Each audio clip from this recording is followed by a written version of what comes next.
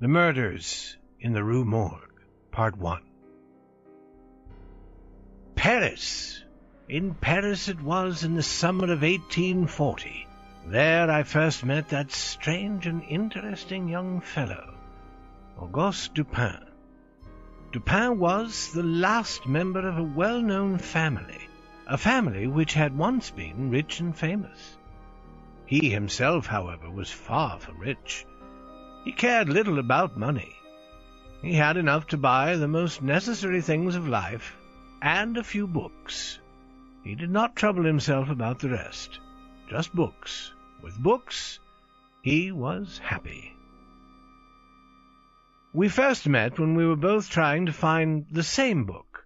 As it was a book which few had ever heard of, this chance brought us together in an old bookstore. Later we met again in the same store, then again in another bookstore. Soon we began to talk. I was deeply interested in the family history he told me.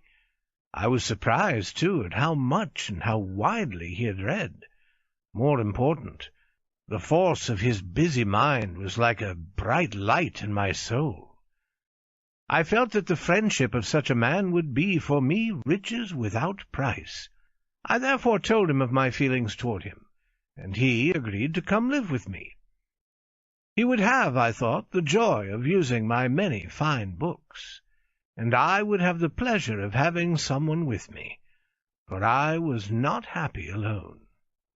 We passed the days reading, writing, and talking, but Dupin was a lover of the night, and at night, often with only the light of the stars to show us the way, we walked the streets of Paris, sometimes talking, sometimes quiet, always thinking.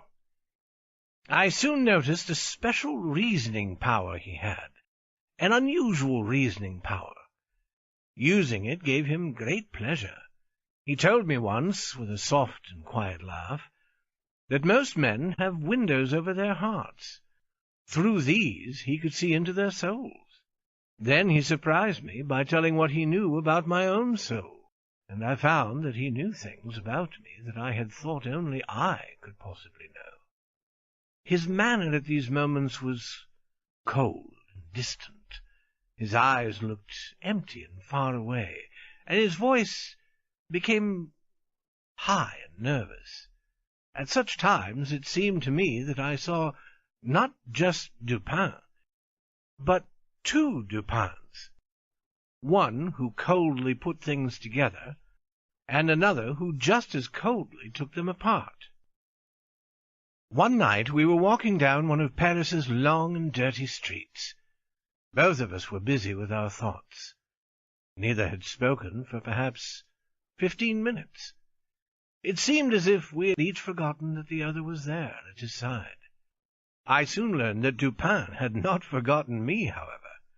Suddenly he said, "You are right. He is a very little fellow, that's true, and he would be more successful if he acted in lighter, less serious plays." "Yes, there can be no doubt of that," I said. At first I saw nothing strange in this. Dupin had agreed with me with my own thoughts. This, of course, seemed to me quite natural. For a few seconds I continued walking and thinking, but suddenly I realized that Dupin had agreed with something which was only a thought. I had not spoken a single word. I stopped walking and turned to my friend. "Dupin," I said, "Dupin, this is beyond my understanding.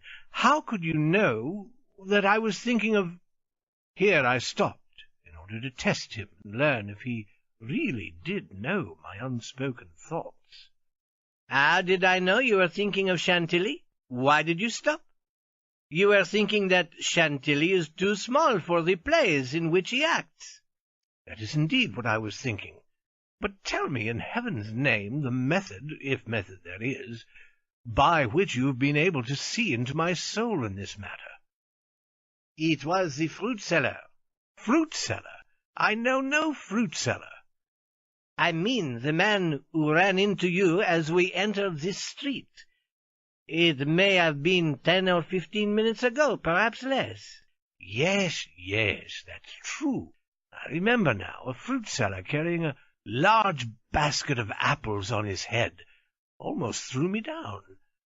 But I don't understand why the fruit seller should make me think of Chantilly, or if he did, how you can know that." "I will explain. Listen closely now. Let us follow your thoughts from the fruit seller to the play actor, Chantilly. Those thoughts must have gone like this: from the fruit seller to the cobblestones, from the cobblestones to stereotomy, and from stereotomy to Epicurus, to Orion, and then to Chantilly. As we turned into this street, the fruit seller, walking very quickly past us, ran against you, and made you step on some cobblestones which had not been put down evenly. And I could see that the stones had hurt your foot. You spoke a few angry words to yourself and continued walking. But you kept looking down at the cobblestones in the street. So I knew you were still thinking of stones. Then we came to a small street where they are putting down street stones, which they have cut in a new and very special way. Here your face became brighter, and I saw your lips move. I could not doubt that you were saying the word stereotomy, the name for this new way of cutting stones. It is a strange word, isn't it? But you will remember that we read about it in the newspaper only yesterday. I thought that the word stereotomy must make you think of that old Greek writer named Epicurus, who wrote of something he called atoms. He believed that the world and everything in the heavens are made of these atoms. Not long ago you and I were talking about Epicurus and his ideas, his atoms, ideas which Epicurus wrote about more than 2,000 years ago. We were talking about how much these old ideas are like today's ideas, about the earth and the stars and the sky. I felt sure that you would look up to the sky. You did look up. Now I was certain that I had been following your thoughts, as they had in fact come into your mind. I too looked up, and saw that the group of stars we call Orion is very bright and clear tonight. I knew you would notice this, and think about the name Orion. Now, follow my thoughts carefully. Only yesterday in the newspaper there was an article about the actor Chantilly, an article which was not friendly to Chantilly, not friendly at all. We noticed that the writer of the article had used some words taken from a book we both had read. These words were about Orion. So I knew you would put together these two ideas of Orion and Chantilly. I saw you smile, remembering that article and the hard words in it. Then I saw you stand straighter, as tall as you could make yourself. I was sure you were thinking of Chantilly's size, and especially his height. He is small, he is short, and so I spoke, saying that he is indeed a very little fellow, this Chantilly, and he would be more successful if he acted in lighter, less serious plays. I will not say that I was surprised. I was more than surprised. I was astonished. Dupin was right as he could be. Those were, in fact, my thoughts, my unspoken thoughts, as my mind moved from one thought to the next. But if I was astonished by this, I would soon be more than astonished. One morning, this strangely interesting man showed me once again his unusual reasoning power. We heard that an old woman had been killed by unknown persons. The killer or killers had cut her head off and escaped into the night. Who was this killer, this murderer? The police had no answer. They had looked everywhere and found nothing that helped them. They did not know what to do next, and so they did nothing. But not Dupin. He knew what to do. Murders in the Rue Morgue, Part 2. It was in Paris in the summer of 1840 that I met Auguste Dupin. He was an unusually interesting young man with a busy, forceful mind. His mind could, it seemed, look right through a man's body into his soul and uncover his deepest thoughts. Sometimes he seemed to be not one, but two people. One who coldly put things together, and another who just as coldly took them apart. One morning, in the heat of the summer, Dupin showed me once again his special reasoning power. We read in the newspaper about a terrible killing, an old woman and her daughter living alone in an old house in the Rue Morgue had been killed in the middle of the night. Paris, July 7th, 1840. In the early morning today, the people in the western part of the city were awakened from their sleep by cries of terror, which came, it seemed, from a house in the street called the Rue Morgue. The only persons living in the house were an old woman, Mrs. L'Espanaye, and her daughter. Several neighbors and a policeman ran toward the house, but by the time they reached it, the cries had stopped. When no one answered their calls, they forced the door open. As they rushed in, they heard voices, two voices. They seemed to come from above. The group hurried from room to room, but they found nothing until they reached the fourth floor. There they found a door that was firmly closed and locked with a key inside. Quickly they forced the door open, and they saw spread before them a bloody, sickening scene. A scene of horror. The room was in the wildest possible order. Broken chairs and tables were lying all around the room. There was only one bed, and from it everything had been taken and thrown into the middle of the floor. There was blood everywhere, on the floor, on the bed, on the walls. A sharp knife covered with blood was lying on the floor. In front of the fireplace there was some long grey hair, also bloody. It seemed to have been pulled from a human head. On the floor were 4 pieces of gold, an earring, several objects made of silver, and 2 bags containing a large amount of money in gold. Clothes had been thrown around the room. A box was found under the bed-covers. It was open, and held only a few old letters and papers. There was no one there, or so it seemed. Above the fireplace they found the dead body of the daughter. It had been put up into the opening where the smoke escapes to the sky. The body was still warm. There was blood on the face, and on the neck there were dark, deep marks, which seemed to have been made by strong fingers. These marks surely show how the daughter was killed. After hunting in every part of the house without finding anything more, the group went outside. Behind the building they found the body of the old woman. Her neck was almost cut through, and when they tried to lift her up, her head fell off. The next day the newspaper offered to its readers these new facts. The murders in the Rue Morgue, Paris, July 8, 1840. The police have talked with many people about the terrible killings in the old house on the Rue Morgue, but nothing has been learned to answer the question of who the killers were.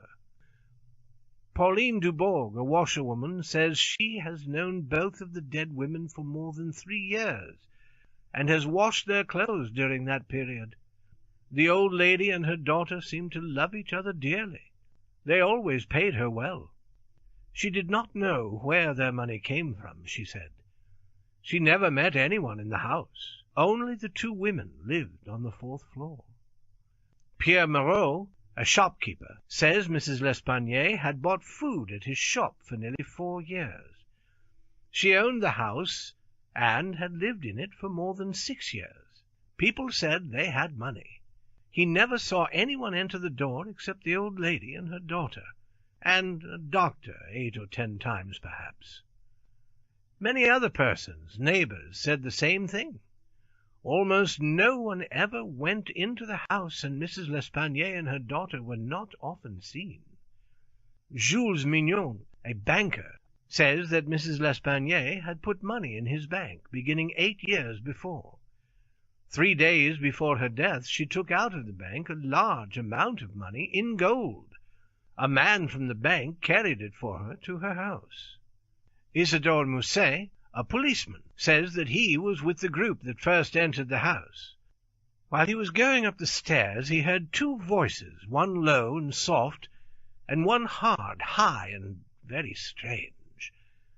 The voice of someone who was certainly not French, the voice of a foreigner, Spanish perhaps. It was not a woman's voice. He could not understand what it said, but the low voice, the softer voice, said in French, "My God!" Alfonso Garcia, who is Spanish and lives on the Rue Morgue, says he entered the house but did not go up the stairs. He is nervous, and he was afraid he might be ill. He heard the voices. He believes the high voice was not that of a Frenchman. Perhaps it was English, but he doesn't understand English, so he is not sure. William Bird, another foreigner, an Englishman, says he was one of the persons who entered the house. He has lived in Paris for 2 years. He heard the voices. The low voice was that of a Frenchman, he was sure, because he heard it say in French, "My God!" The high voice was very loud. He was sure it was not the voice of an Englishman, nor the voice of a Frenchman. It seemed to be that of an Italian.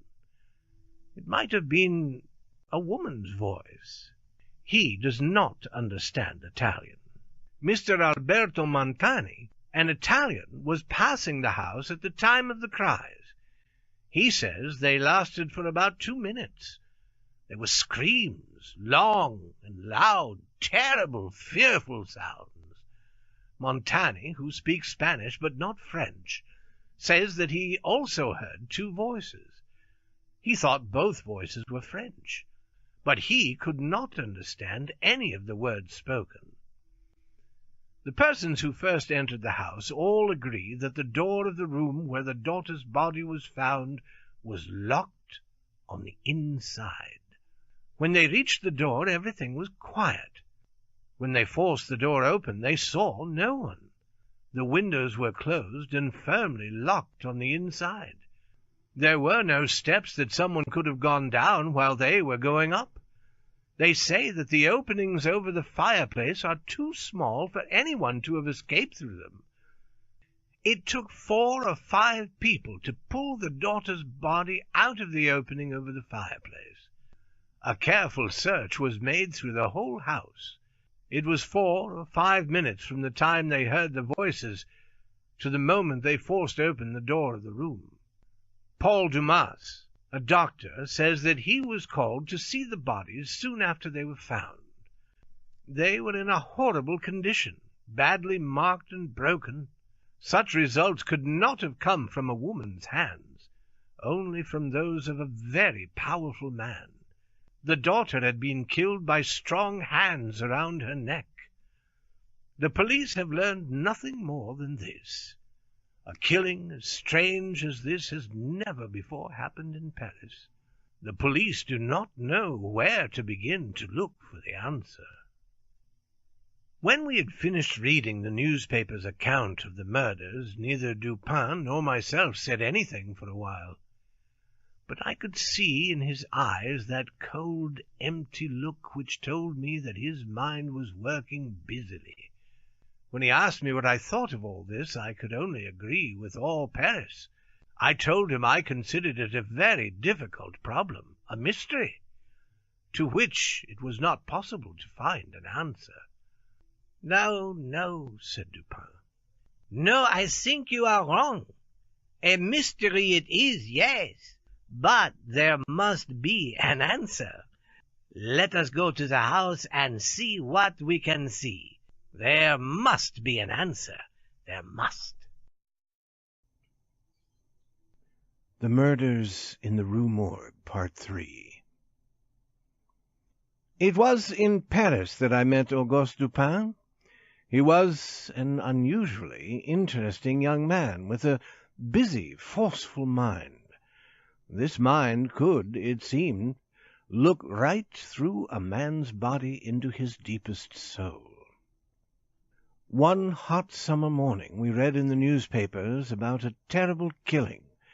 The dead persons were an old woman and her unmarried daughter, who lived alone on the 4th floor of an old house on the street called the Rue Morgue. Someone had taken the daughter's neck in his powerful fingers and pressed with fearful strength until her life was gone. Her mother's body was found outside the house, with the head nearly cut off. The knife with which she was killed was found, however, in the room on the floor. Several neighbors ran to the house when they heard the woman's cries of fear. As they ran up to the 4th floor, they heard 2 other voices, but when they reached the room and broke down the door, they found no living person in the room. Like the door, the 2 windows were firmly closed, locked on the inside. There was no other way that the killer could have got in or out of the room. The Paris police did not know where to begin to look for the answer. I told Dupin that it seemed to me that it was not possible to learn the answer to the mystery of these killings. "No, no," said Dupin. "No, I think you are wrong. A mystery it is, yes, but there must be an answer. We must not judge what is possible just by what we have read in the newspapers. The Paris police work hard and often get good results, but there is no real method in what they do. When something more than simple hard work is needed, when a little real method is needed, the police fail. Sometimes they stand too near the problem. Often if a person looks at something very closely, he can see a few things more clearly, but the shape of the whole thing escapes him. There must be an answer. There must. Let us go to the house and see what we can see. I know the head of the police, and he will allow us to do so. And this will be interesting and give us some pleasure." I thought it strange that Dupin would believe we could get pleasure out of this, but I said nothing. It was late in the afternoon when we reached the house in the Rue Morgue. It was easily found, for there were still many persons, in fact a crowd, standing there looking at it. Before going in, we walked all around it, and Dupin carefully looked at the neighboring houses as well as this one. I could not understand the reason for such great care. We came again to the front of the house and went in. We went up the stairs, into the room where the daughter's body had been found. Both bodies were there. The police had left the room as they found it. I saw nothing beyond what the newspaper had told us. Dupin looked with great care at everything, at the bodies, the walls, the fireplace, the windows. Then we went home. Dupin said nothing. I could see the cold look in his eyes, which told me that his mind was working busily, quickly. I asked no questions. Dupin said nothing until the next morning, when he came into my room and asked me suddenly if I had not noticed something especially strange about what we saw at the house in the Rue Morgue. I replied, "Nothing more than we both read in the newspaper." "Tell me, my friend, how shall we explain the horrible force, the unusual strength used in these murders? And whose were the voices that were heard? No one was found except the dead women, yet there was no way for anyone to escape. And the wild condition of the room, the body which was found head down above the fireplace, the terrible broken appearance of the body of the old lady with its head cut off, these are all so far from what might be expected that the police are standing still. They don't know where to begin. These things are unusual indeed, but they are not deep mysteries. We should not ask what has happened, but what has happened that has never happened before. In fact, the very things that the police think cannot possibly be explained are the things which will lead me to the answer. Indeed, I believe they have already led me to the answer. I was so surprised I could not say a word. Dupin looked quickly at the door. I am now waiting for a person who will know something about these murders, these wild killings. I do not think he did them himself, but I think he will know the killer.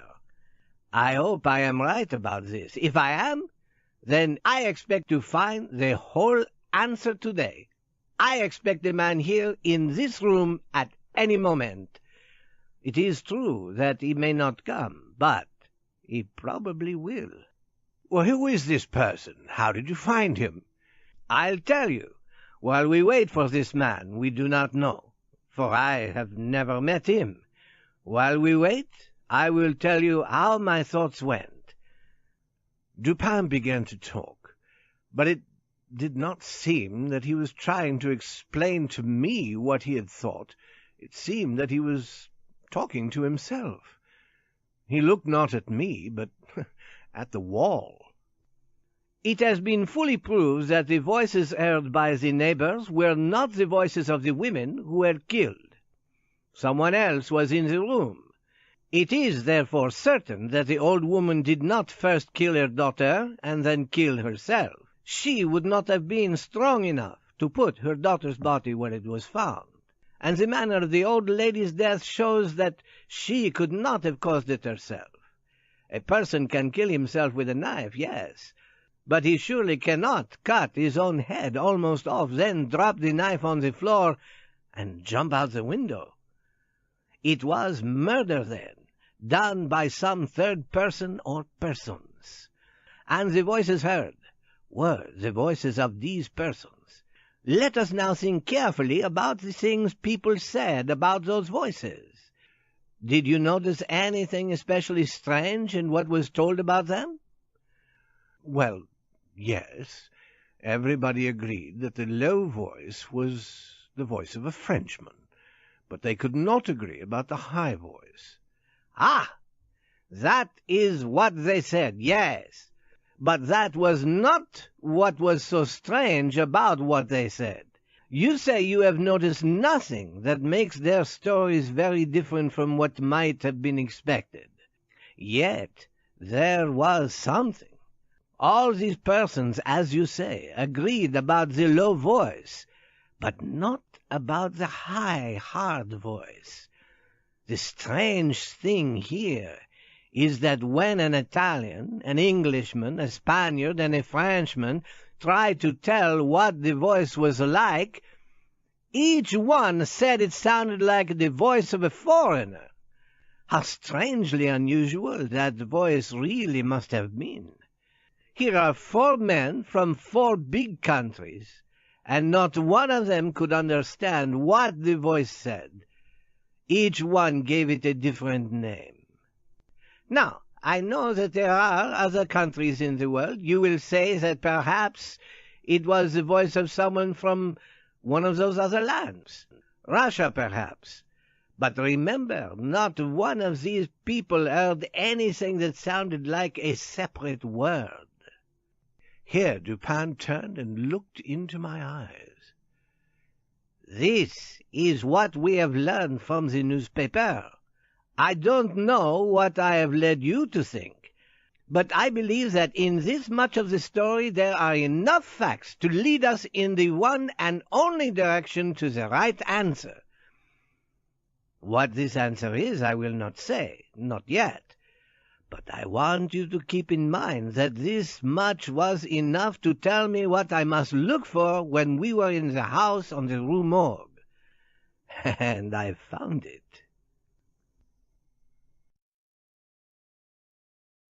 Murders in the Rue Morgue, Part 4.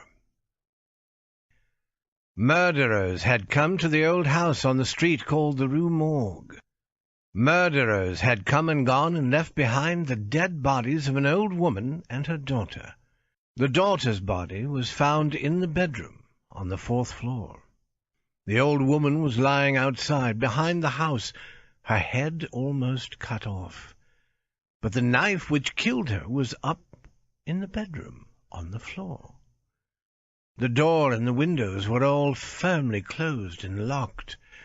On the inside there was no way for anyone to go in or out. Voices had been heard. One voice was speaking in French. The other voice had not spoken even one word that anyone could understand. But there was no one in the room when the police arrived. This much we had learned from the newspapers, my friend Dupin and I. Interested by it, we had gone to look at the house and the bodies. Dupin was now explaining to me what he had learned there. That is what we learned from the newspapers. Please remember it, for that much was enough to tell me what I must look for when we were in that house on the Rue Morgue. And I found it. Let us now take ourselves again, in our thoughts, to the room where the murders were done. What shall we first look for? The way the murderers escaped. All right, we agree. I am sure that we do not have to look for anything outside of nature, for anything not having a real form, a body. The killers were not spirits, they were real. They could not go through the walls. Then, how did they escape? There is only one way to reason on that subject, and it must lead to the answer. Let us look one at a time at the possible ways to escape. It is clear that the killers were in the room where the daughter was found. From this room they must have escaped. How? At first I saw no way out. It had been necessary for the neighbors to break down the door in order to enter the room. There was no other door. The opening above the fireplace is not big enough near the top for even a small animal. The murderers therefore must have escaped through one of the windows. This may not seem possible. We must prove that it is possible. There are 2 windows in the room. Both of them, you will remember, are made of 2 parts. To open the window, one must flip up the bottom half. One of the windows is easily seen. The lower part of the other one is out of sight behind the bed. I looked carefully at the first of these windows. It was firmly closed, fastened like the door on the inside. To keep the window closed, to fasten it, someone had to put a strong nail into the wood at the side of the window in such a way that the window could not be raised. At least it seemed that the nail held the window closed. The nail was easy to see. There it was.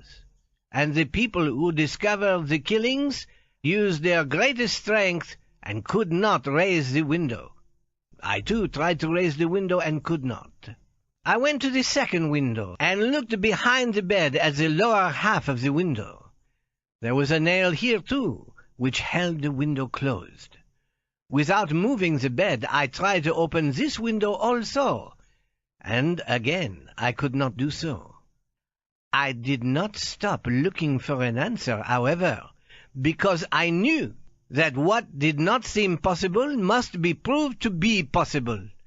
The killers, or perhaps should I say the killer, for I am almost certain there was only one, the killer escaped through one of these windows.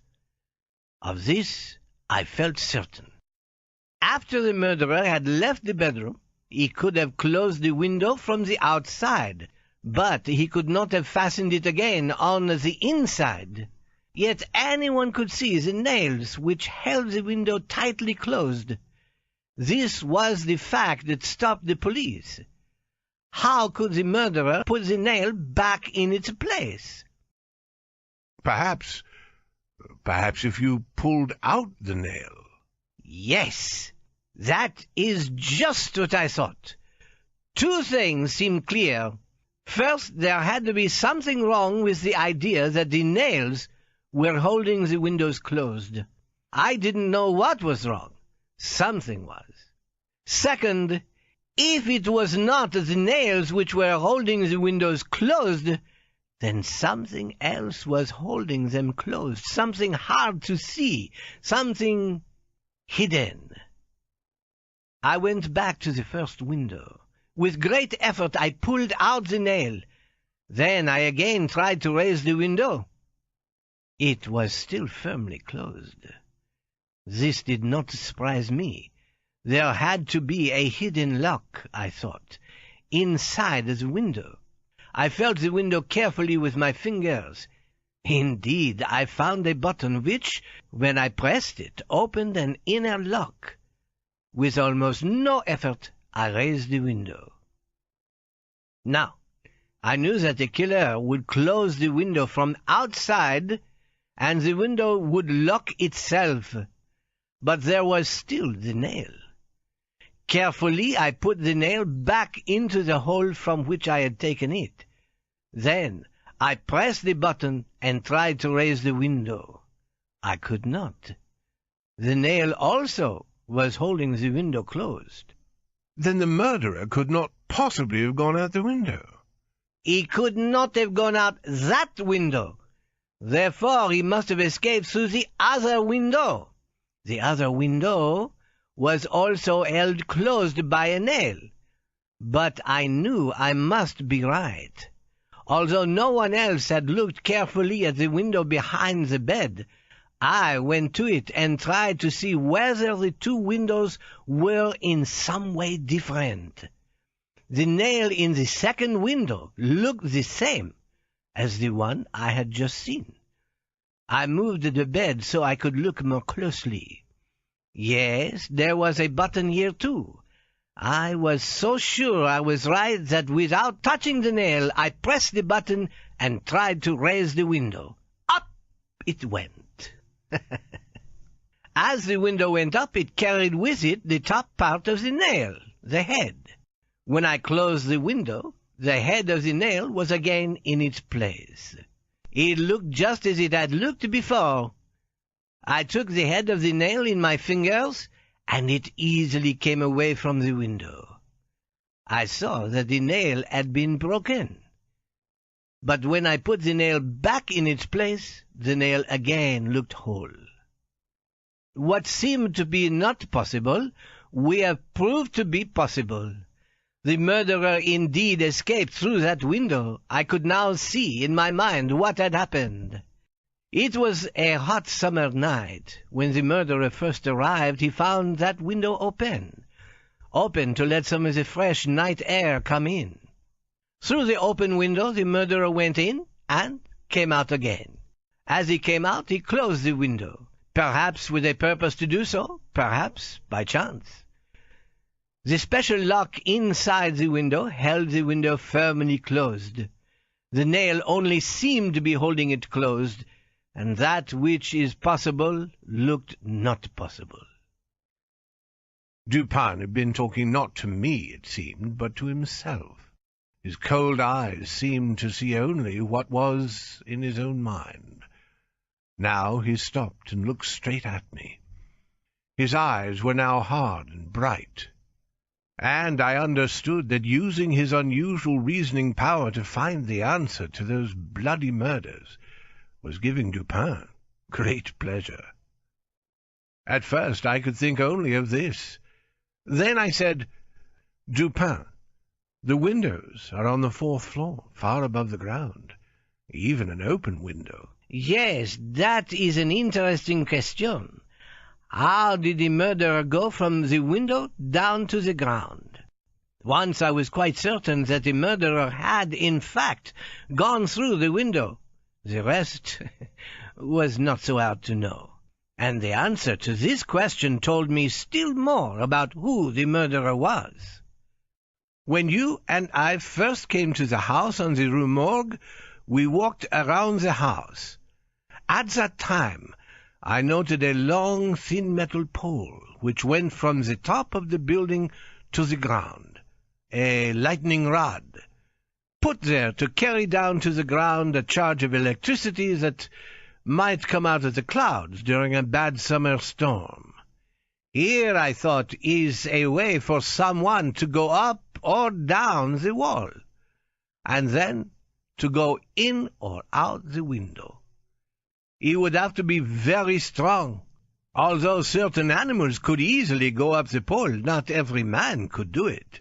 Only a man with very special strength and a special training.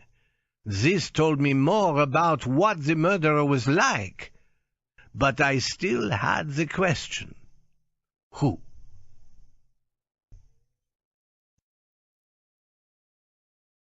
The Murders in the Rue Morgue, Part 5. That unusual Frenchman, Auguste Dupin, was still explaining to me how he found the answer to the question of who murdered the two women in the house on the Rue Morgue. We now knew that it was indeed possible for the killer to go in and again out one of the windows and still leave them both firmly closed, locked on the inside. And I agreed with Dupin when he said that only someone with very special strength and training could have gone up the lightning rod on the side of the house and thus entered the window. But who the murderer was, we still did not know. "Let us look again," said Dupin, "at the room on the 4th floor. Let us now go back in our minds to the room we saw yesterday. Consider its appearance. Clothes had been thrown around the room, yet it seemed that none had been taken. The old woman and her daughter almost never left the house. They had little use for many clothes. Those that were found in the room were as good as any they had. If the killer took some, why didn't he take the best, or take all? And why would he take a few clothes and leave all the money? Nearly the whole amount brought from the bank was found in bags on the floor. I want you, therefore, to forget the idea in the minds of the police, the idea that a desire for money was what they call the motive, the reason for the murders. This idea rose in their minds when they heard how the money was brought to the house 3 days before the killings. But this is only what we call a coincidence. Two things happening at the same time, but only by chance and not because of some cause that brought them together. Coincidences happen to all of us every day of our lives.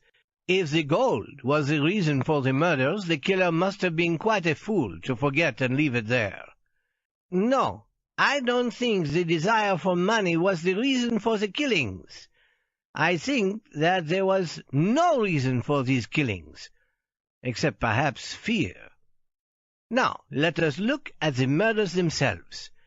A girl is killed by powerful hands around her neck. Then the body is placed in the opening over the fireplace, head down. No murders we usually hear about are like this. There is something here that does not fit our ideas of human actions, even when we think of men of the most terrible kind. Think also of the great strength which was necessary to put the body where it was found.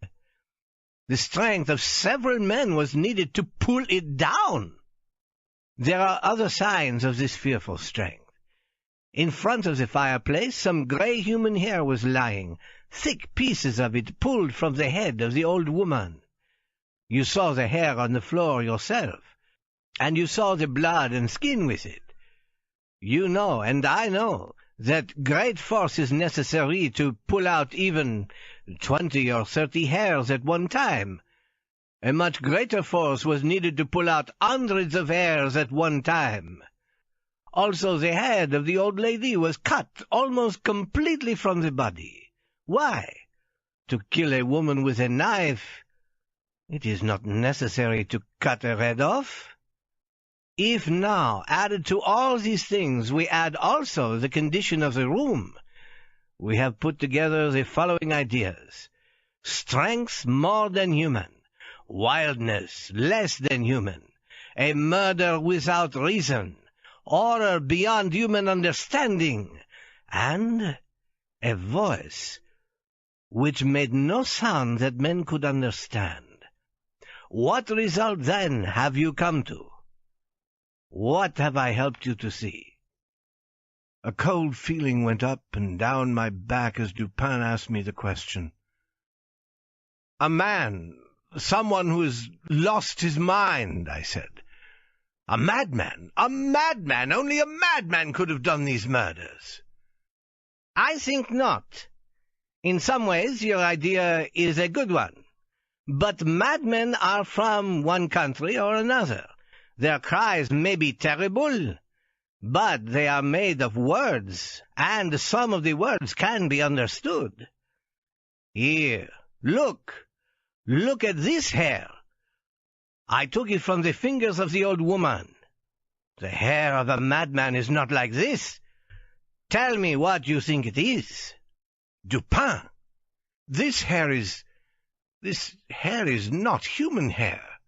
"I did not say that it is. But before we decide this matter, look at the picture I made on this piece of paper. It is a picture of the marks on the daughter's neck. The doctor said these marks were made by fingers. Let me spread the paper on the table before us. Try to put your fingers all at the same time on the picture, so that your hand and its fingers will fit the picture of the marks on the daughter's neck." "I cannot." "No, but perhaps we are not doing this in the right way. The paper is spread out on the table. The human neck is round. Here is a piece of wood about as big as the daughter's neck. Put the paper around it and try again. Go on, try." I tried to put my fingers around the piece of wood as if it were the girl's neck, but my hand was still not large enough to equal the marks left by the killer. "Dupin, these marks were made by no human hand." "No, they were not. I am almost certain that they were made by the hand of an orangutan, one of those man-like animals that live in the wild forests. The great size, the strength, the wildness of these animals are well known. Now, look in this book by Cuvier. Read, look at the picture." I did so, and at once I knew that Dupin was right in everything he said. The color of the hair, the size of the hand, the terrible strength, the wildness of the killings, those sounds which were a voice, but were not words. Everything fit nicely in its place. "No, not everything." "Dupin," I said, "there were two voices. Whose was the second voice?" "The second voice, yes. Remember, we decided that only someone with a very special kind of strength could have gone up the lightning rod up the side of the house to the window on the 4th floor. Perhaps an animal? Perhaps a strong man from a circus? Perhaps a sailor? We know now that one of the voices was the voice of an animal, an orangutan. The other was the voice of a man. This voice spoke only two words. They were, 'My God,' spoken in French. Upon those two words, I have placed my hope of finding a full answer to this horrible question. The words were an expression of horror. This means that a Frenchman knew about these murders. It is possible, indeed, it is probable, that the Frenchman himself did not help the orangutan to kill. Perhaps the animal escaped from him, and he followed it to the house in the Rue Morgue. He could not have caught it again. It must still be free, somewhere in Paris. I will not continue with these guesses, for I cannot call them more than that. If I am right, and if the Frenchman did not himself help with the killings, I expect him to come here. Read this. I paid to have it put in the newspaper." I took a look at the newspaper and read the following. "Caught early in the morning of the 7th of this month, a very large orangutan. The owner, who is known to be a sailor, may have the animal again, if he can prove it is his." "But, Dupin, How can you know that the man is a sailor?" "I do not know it. I am not sure of it. I think the man is a sailor. A sailor could go up that pole on the side of the house. Sailors travel to strange, faraway places where such things as orangutans can be got. If I am right, think for a moment. The sailor will say to himself, 'The animal is valuable. Why shouldn't I go and get it? The police do not know the animal killed 2 women, and clearly somebody knows I am in Paris. If I do not go to get this animal, they will ask why. I don't want anyone to start asking questions about the animal. So I will go and get the orangutan, and keep it where no one will see it until this trouble is past.' This, I believe, is how the sailor will think. But listen, I hear a man's step on the stairs." Dupin had left the front door of the house open, and the visitor entered without using the bell. He came several steps up the stairs, then stopped. We heard him go down again. Dupin was moving toward the door, when we again heard the stranger coming up. He did not turn back a second time, but came straight to the door of our room. In a strong, warm, friendly voice, Dupin said, "Come in, my friend, come in." Slowly the door opened, and in came a sailor.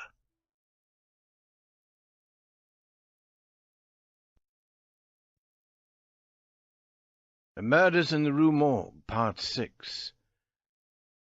My friend Dupin was now certain that the murders in the Rue Morgue had been done by a wild animal of the jungle, the man-like animal known as an orangutan. The animal had escaped from its owner, he thought, and the owner was probably a sailor.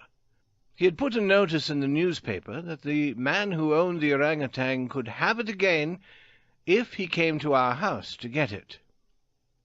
Now, as the owner came to our door, we were both wondering if that man would, as Dupin guessed, be a sailor. Yes, the man who entered was indeed a sailor. He was a large man and strong. He carried a big, heavy piece of wood, but no gun. He said to us in French, "Good evening." "Sit down, my friend. I suppose you have come to ask about the orangutan? A very fine animal. I have no doubt that it is a very valuable animal. How old do you think it may be?" "I have no way of guessing how old it is, but it can't be more than 4 or 5 years old. Have you got it here?" No. We have no place for it here. You can get it in the morning. Of course, you can prove it is yours." Yes, I can." "I wish I could keep it." "I would like to have it. I, of course, will pay you for finding and keeping the animal. Anything within reason." "Well, that is very fair indeed. Let me think. What shall I ask for? I know. Let this be my pay. Tell me everything you know about the murders in the Rue Morgue." As quietly as he had spoken, Dupin walked to the door, locked it, and put the key in his coat. At the same time he took a gun out of his coat and placed it on the table. The sailor's face had become red. He jumped to his feet and reached for his stick of wood, but in the next moment he fell back into his chair, trembling. His face had become quite white, bloodless. He spoke not a word. His eyes were closed. "My friend, you must not be afraid. We are not going to hurt you. I know very well that you yourself are not the killer. But it is true that you know something about him, or about it. From what I have already said, you must know that I have ways of learning about the matter. Ways you could never have dreamed of. Now, I know that you yourself have done nothing wrong. You didn't even take any of the money. You have no reason to be afraid to talk and to tell the truth. It is a matter of honor for you to tell all you know, and you know who the killer is." "So help me God. I'll tell you all I know about this, all I know. But I don't expect you to believe one half of what I say. Not one half. Still, I didn't kill anyone, and I'll tell the whole story if I die for it. It was that animal, the orangutan.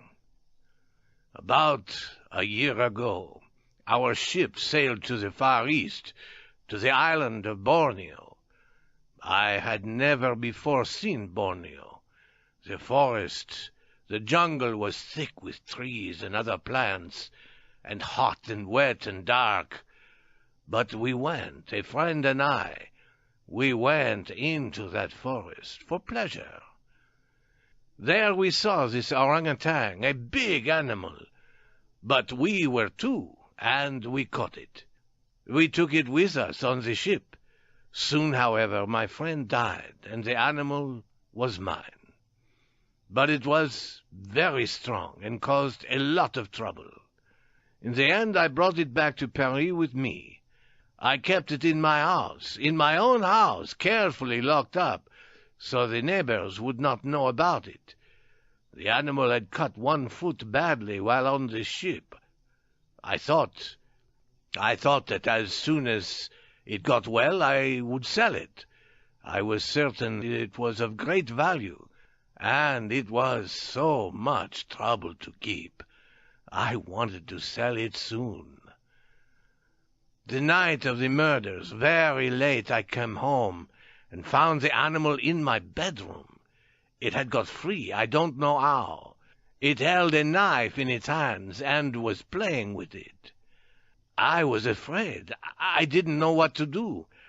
When it saw me, it jumped up and ran out of the room and down the stairs. There it found an open window and jumped into the street. I followed, never far behind, although I had no hope of catching it again.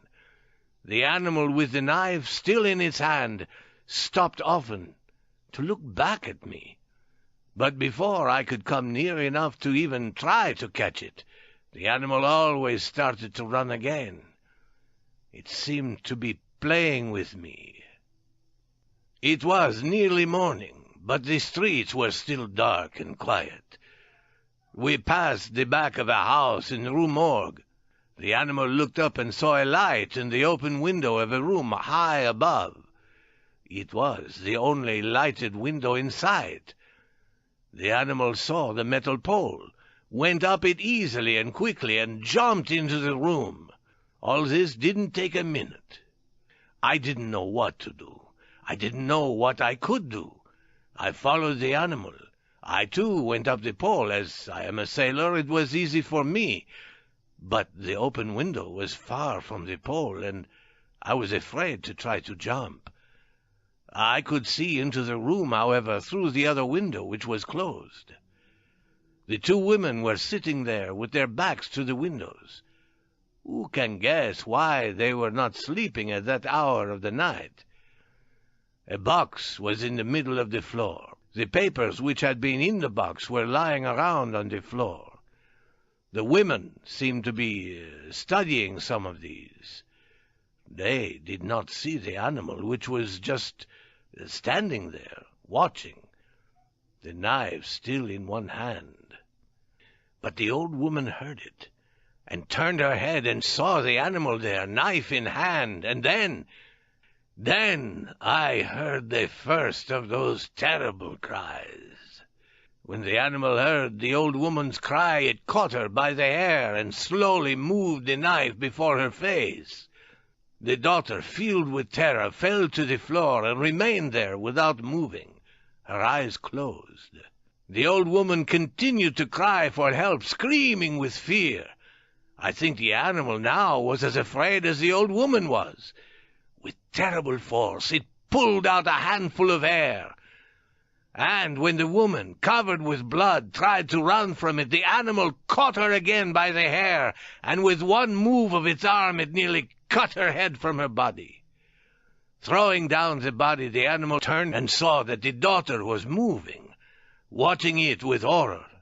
With fire in its eyes, it rushed to the girl, put its powerful fingers around her neck, and pressed them firmly there until she died. When the girl stopped moving, the animal dropped her body to the floor and looked up. It saw my face in the window. It began to run around the room quickly without purpose. It jumped up and down, breaking the chairs, pulling the bed to pieces.